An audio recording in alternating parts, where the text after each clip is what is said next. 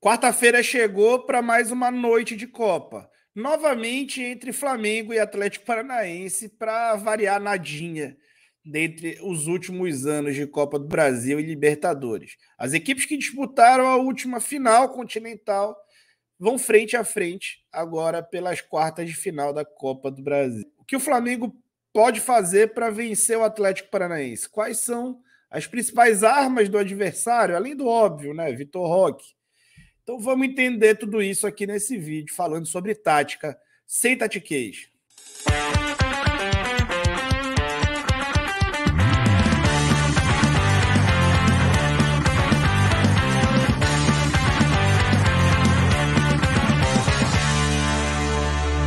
Caso você seja um amante de futebol que curte explorar e entender esse lado mais tático e estratégico sobre o jogo, eu tenho um convite para te fazer. Membros do canal do Falso 9, que pagam a partir de R$ 5,00 por mês, têm acesso à transmissão tática das partidas. Há um canal, né, de WhatsApp, onde eu faço comentários táticos durante todos os jogos do Flamengo, e também há um chat onde a gente troca ideia sempre sobre tudo. Inclusive, vocês podem sugerir pautas, etc. O pessoal que está lá é bastante satisfeito com o serviço prestado. Todos os níveis de membro têm os mesmos benefícios, que custam R$ 5,00 para o nível mais baixo. Pode ser mais alto, mas só se você quiser contribuir mais com o meu trabalho, tá bom? Então, se inscreve aí, se tornando membro, clicando na descrição do vídeo. Não te esquece de deixar o like nesse vídeo, que ele vai ser curtinho e a gente vai explorar muita informação aqui. Bom, o Atlético Paranaense, no Campeonato Brasileiro, é a equipe que mais finaliza. Isso é até de certa forma curioso, tendo em vista que eles não são nem de perto a equipe que mais tem a bola. E fato é que tem um ataque bastante direto e finaliza bastante, especialmente em casa. O Atlético é um dos times que menos marca alto, especialmente fora de casa. Ele geralmente tem uma marcação mais territorial. Eu não costumo abarrar passes do adversário no campo de defesa. O Flamengo, por sua vez, é o time que mais troca passe no seu campo de defesa. E isso deve trazer uma posse de bola brutal para o rubro-negro na partida de logo mais. Rubro-negro carioca, nacional, na partida de logo mais. Então o Atlético é a quinta equipe que mais permite esses passes durante a construção, o início das construções do adversário pelo Campeonato Brasileiro. Vale ressaltar que em nível de intensidade de desafio, o que quer dizer intensidade do desafio para a estatística, né, do futebol? Significa o número de duelos, combates, interceptações por minuto de posse de bola do adversário. O Atlético também tem um dos menores números do campeonato, mas isso não quer dizer que necessariamente é ruim. O líder do campeonato, Botafogo, é o terceiro que tem um dos menores números nesse aspecto. Porém, Corinthians, América Mineiro e outros times que estão muito mal também estão ali. Isso é um perfil de marcação, a marcação mais territorial, menos combativa, especialmente longe do gol. É uma marcação que vai ficar mais intensa, só mais próxima do próprio gol. Bom, o Atlético está em metamorfose, tá? Isso é grande verdade. O mercado está impactando bastante o time, além de outros problemas, como, por exemplo, a troca de técnico recente de uma situação um pouco inusitada. Bom, o Barcelona finalizou a contratação do Vitor Roque, que vai por 45 milhões entre valores imediatos e posteriores para o Barcelona. É uma das grandes promessas, é o grande destaque desse time, e ele fica até janeiro. Então, vai jogar os 2 jogos normalmente, mas já vendido para o Barcelona. Isso eventualmente pode mexer com a cabeça do garoto, que parece ter uma cabeça muito boa. O Davi Teranes é aquele meia uruguaio que deu muita dificuldade para o Flamengo quando entrou no fim do jogo, na final de Guayaquil. Ele foi vendido e não joga mais pelo Atlético. Fez o seu último jogo contra o Palmeiras quando entrou no segundo tempo. Ninguém nunca entendeu como ele era reserva do Atlético. E ele continuava no banco. Ficou tanto tempo no banco que pediu para ser negociado. E o Atlético o vendeu por 3 milhões de dólares para o Pachuca do México. Incrível ele não ter ficado no Brasil em nenhum clube brasileiro. Impressionante. E o Pedro Henrique, zagueiro titular há muito tempo do Atlético, também está em vias de sair. Na verdade, ele vai decidir o futuro dele, teoricamente, mas de acordo com as entrevistas, ele já decidiu, ele vai decidir após esses 2 jogos. Então já tem propostas por ele e ele deve sair também. Então nós estamos falando aí de um time bastante modificado com relação ao que vinha atuando. Não em aspectos de troca de jogador, mas em aspecto de transições, digamos assim. O Atlético vai estrear nesse jogo, ou durante o jogo, ou no banco, ou de início, o lateral esquerdo Lucas Esquivel, uma revelação do futebol argentino de 21 anos, que foi contratado recentemente na maior transferência da história do Atlético, que é um valor, inclusive, baixo. O Atlético é um time que paga pouco e vende caro. E esse é o seu modelo de negócio tão vencedor. O Atlético, há pouco tempo atrás, era o time que mais tinha dinheiro em caixa no futebol brasileiro, por mais que fature muito menos, por exemplo, do que o Flamengo, né? Hoje eu não creio que seja o time que tem mais dinheiro em caixa, deve ser o Flamengo, mas é interessante entender como o Atlético é um clube bem gerido, embora tenha um regime ali interno até bastante totalitário ali, com o Mário Celso Petralha, que está afastado por motivos médicos, tá? Então é importante isso ser dito. O Atlético, na lateral esquerda, ficou muito fragilizado. O que aconteceu, né? O Pedrinho, ele era o jogador ali, revelação na posição, e ele foi mencionado na operação que investiga uma eventual máfia de apostas no futebol brasileiro. Ele foi mencionado, e só de ser mencionado, não sei qual o nível de profundidade das acusações, ele foi demitido por justa causa. E o Atlético ficou com o Fernando. O Fernando, que ficou jogando titular, se lesionou contra o São Paulo e desde então o Atlético não tem lateral esquerda no seu elenco profissional, o que tem condicionado a formação tática, que eu vou mostrar depois. Como você também sabe, o Atlético Paranaense demitiu o Paulo Turra depois do grande líder dele, né, Filipão, largar tudo para ir para o Atlético se desaposentar para ir para o Atlético Mineiro. Impressionante a atitude tomada pelo experiente treinador campeão mundial e derrotado pelo 7-1.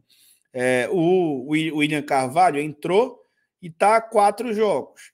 E muita coisa mudou com relação ao time do Turra. Uma coisa que eu achei interessante trazer para vocês nesse quadro é o quê? O time que tem feito mais gols, tem sofrido menos gols, embora a amostragem seja curta.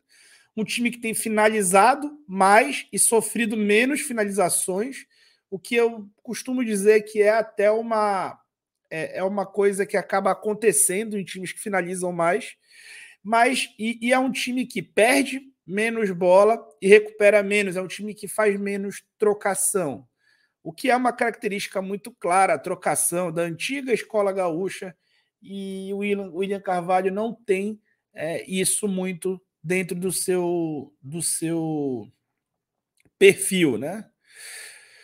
Bom, o Atlético pode ser que jogue, né, voltando ao 4-2-3-1, tendo em vista que agora ele tem um lateral esquerdo e esse foi o principal motivo para a mudança do sistema. Caso aconteça, isso deve gerar uma mudança na frente, com a volta do Coelho para um ponta direito. Ele saiu do time para a entrada de um ala, digamos assim. Mas eu não creio que isso vai acontecer porque o garoto acabou de ser regularizado. Ele está treinando já há um mês no Atlético, mas seria um jogo muito importante, muito pesado para um garoto de 21 anos estrear. Pode ser que aconteça, mas eu vou me preparar um pouco mais aqui para analisar o Atlético numa linha de 5, né? E essa linha de 5 teria o Christian, né, médio volante ali do Atlético, como um ala esquerda. Ele é destro, né? É importante falar isso.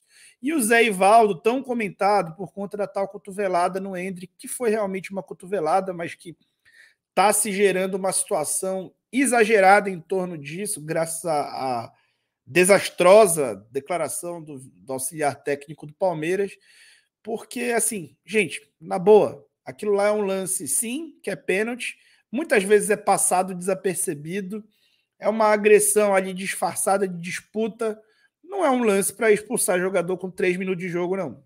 Minha opinião. Se você tiver a sua, respeito. Bom, dito isso, é um time que passou a ter uma linha de 5 e costuma a ter muito mais gente aglomerada pelo lado esquerdo, até porque não tem um cara para atacar o espaço ali, e o Canóbio acaba fazendo um ala e tenta trazer a profundidade para o lado direito. Você vai ver isso nos próximos lances aqui. O Atlético, quando tenta subir o bloco, quando tem que marcar um pouco mais alto aqui o lado esquerdo do campo, tem uma cobertura do Canóbio o tempo todo ao Christian. O Canóbio é um jogador com muita noção defensiva, ele é um atacante que até ele muitas vezes é mais marcador do que atacante. Impressionante isso.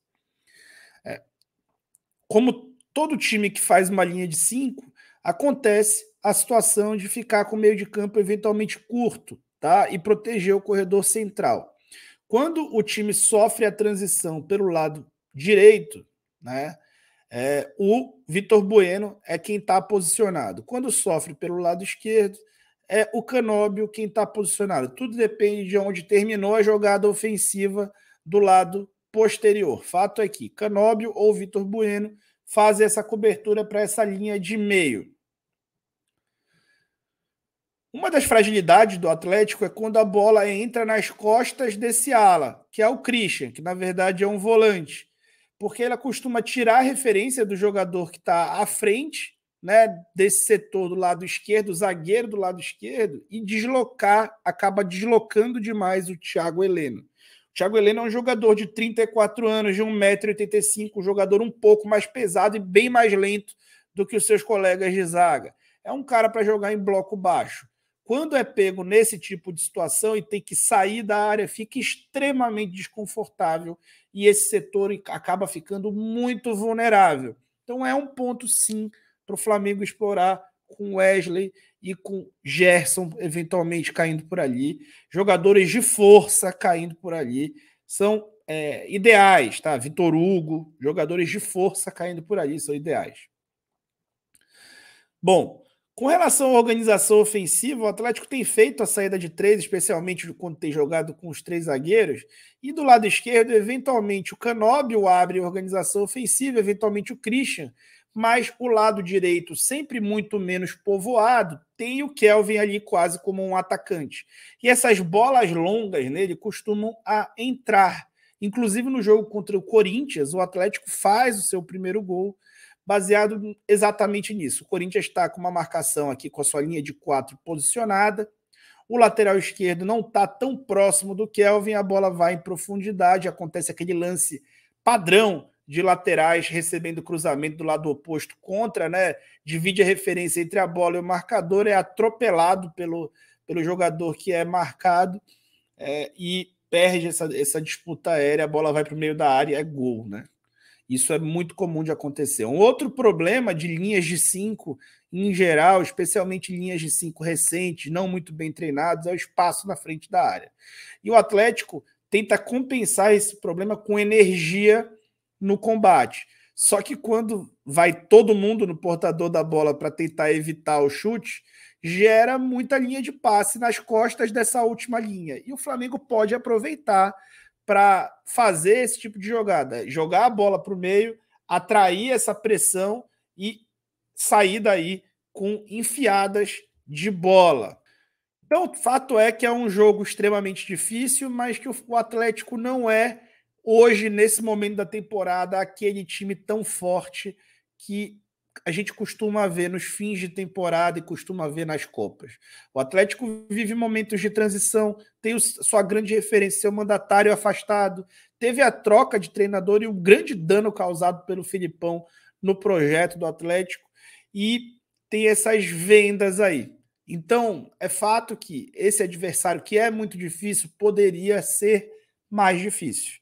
E o Flamengo tem tudo para se aproveitar disso, largando na frente já no Maracanã, no primeiro confronto. Já foi superior pelo Brasileiro quando atuou na Arena da Baixada e agora tem a oportunidade de sair na frente nesse confronto. Não se esquece de se tornar membro do canal a partir de R$5 por mês. Depois que se tornar membro, você clica na aba Comunidade, lá tem o link do canal de WhatsApp. Se você não conseguir acessar pelo link, deixa no comentário da publicação para os membros o número do teu telefone, que eu vou lá e te adiciono, tá bom?